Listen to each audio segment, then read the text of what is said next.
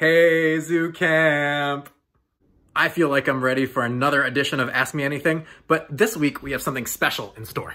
You may have noticed that I am sporting some new threads this time around, which may clue you into our theme for this week. That's right.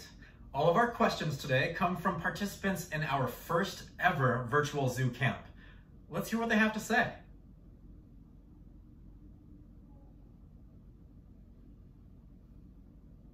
Are you gonna yell cut? Oh man, I keep forgetting to introduce myself.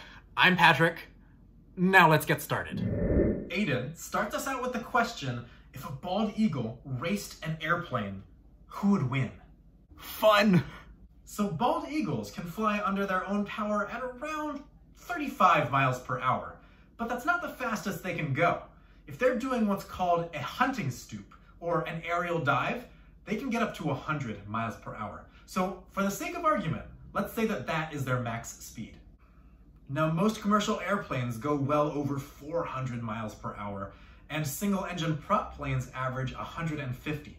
So even the slowest planes out there probably would still win in a race against the world's fastest bald eagle. I'm honestly sorry to say. Let's take it a step further though, just to give the bald eagles another chance.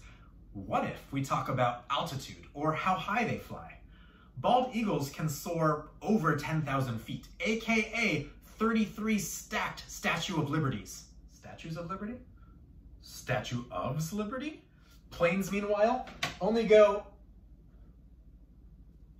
30,000 feet. I guess the machines have this one too. Next up, both Christian and Lawrence wanted to know about lizards' ability to drop their tails. Now, only 13 of the 20 lizard families have this amazing adaptation. It's called caudal autotomy. Try saying that 5 times fast. Caudal autotomy, caudal autotomy, caudal autotomy, caudal autotomy, caudal autotomy, caudal autotomy. I threw in a 6th one just for funsies. Have you ever fallen asleep on your arm weird and then you wake up and it feels all tingly and you're worried that it's about to fall off? Yeah, this is nothing like that. Anyway, these reptiles find this super useful for escaping danger, since the leftover tail is still a tasty snack for a would-be predator. And in some cases, the nerves are still firing, so the tail is squirming and wriggling around. This holds the predator's focus so that the lizard is free to skedaddle away. The blood vessels at the tail stump constrict super quickly so that the lizard doesn't lose much blood, if any, and the skin can regrow over the wound to prevent infection.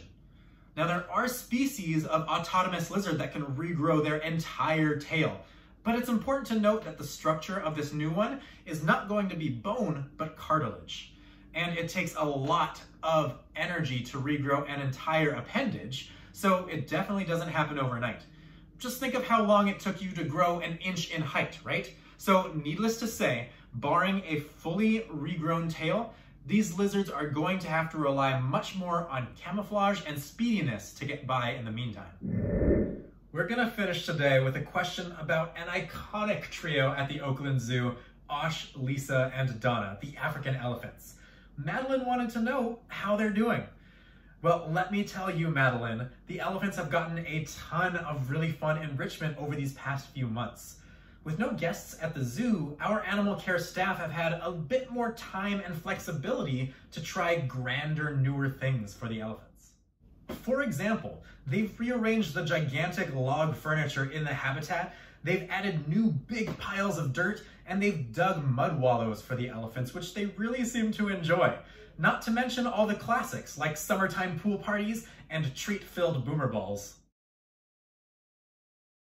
And personally, I wonder whether the elephants are at all curious about the, count them, 7 newborn calves in the neighboring bison habitat. Now that about concludes our special virtual zoo school edition of Ask Me Anything. But just know that you don't have to be a zoo camper to ask us a question here. You don't have to be a member of the Oakland Zoo. You don't have to be a youngling. You don't even have to be in the United States. Just click on the link in the caption below to submit your question, and we'll get back to you soon. So until then, have a fantastic week, everybody.